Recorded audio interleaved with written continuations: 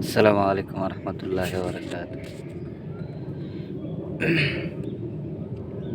এই হচ্ছে আমাদের যে গরু ঘরের প্রজেক্ট ছিল, বন্যার কারণে কাজ বন্ধ হয়ে গেছিল। তো অবশেষে এটা এখন শুকাইছে। তো এখানে যে পরিস্থিতি, কাজ করতে করতে মনে হয় আরও 7-10 দিন লাগবে, কারণ উপরে শুকাইছে ঠিক, কিন্তু যে সমতল মাটি ওইখানে এখনো পানি আছে।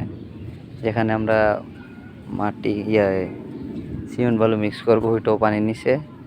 যেতে তো রাস্তায় প্রচুর কাদা, মাল ক্যারি করাও সম্ভব না এখন। তো সর্বাঙ্গে এই কাজটা এখন ড্রপ। আর এই যে বালির অবস্থা, বালি অর্ধেক চলে গেছে, এখানে অর্ধেক বালু বাইসে চলে গেছে, দেখতেই পাচ্ছেন। এই যে বালি উপরের অংশ অনেক বড় একটা স্তূপ ছিল এরকম, এটা একবারে উপরের অংশ চলে গেছে। খড়ের পাড়া শেষ, খড়ের পাড়া পানির নিচে ডুবে গেছিল। এই হচ্ছে পরিস্থিতি। মাছের প্রজেক্টটা আলাদা, পানির নিচে আছে, সাইডে এখনো অনেক অসংখ্য পানি। আর এই কাজটা আমাদের হয়তো করতে আরও ন্যূনতম 15 দিন সময় ওয়েট করতে হবে। 15 দিন পরে আবার আমরা এই কাজটা করবো ইনশাআল্লাহ, যদি আল্লাহ চাহে। এই জায়গাগুলো পানিগুলো নিষ্কাশন, পরিপূর্ণ নিষ্কাশন হয়ে গেলে, এই জায়গাগুলো রাস্তাঘাটগুলো শুকিয়ে গেলে আবার কাজ শুরু করে দেবো। ভার্মি কম্পোস্টের যে গোবর ছিল ওইগুলো তো হয়তো বেনিশ হয়ে গেছে, এখানে কিছু নাই এখন।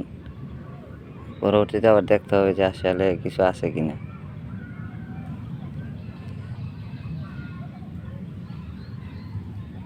জির থাকবে না, যে কেঁচু, এই কেঁচুগুলা পানিতে থাকে না, পানি চলে গেলে পরে আবার আমরা এগুলা করব।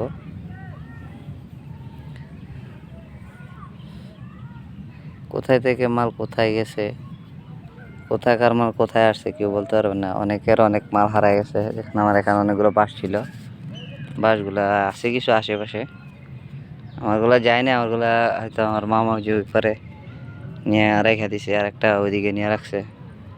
3টা বাস যায় ছিল, ওইগুলো রেখে দিছে। এই আর কি। দেখ, ধন্যবাদ জানাই মহান রবের কাছে, শুকরিয়া ও কৃতজ্ঞতা।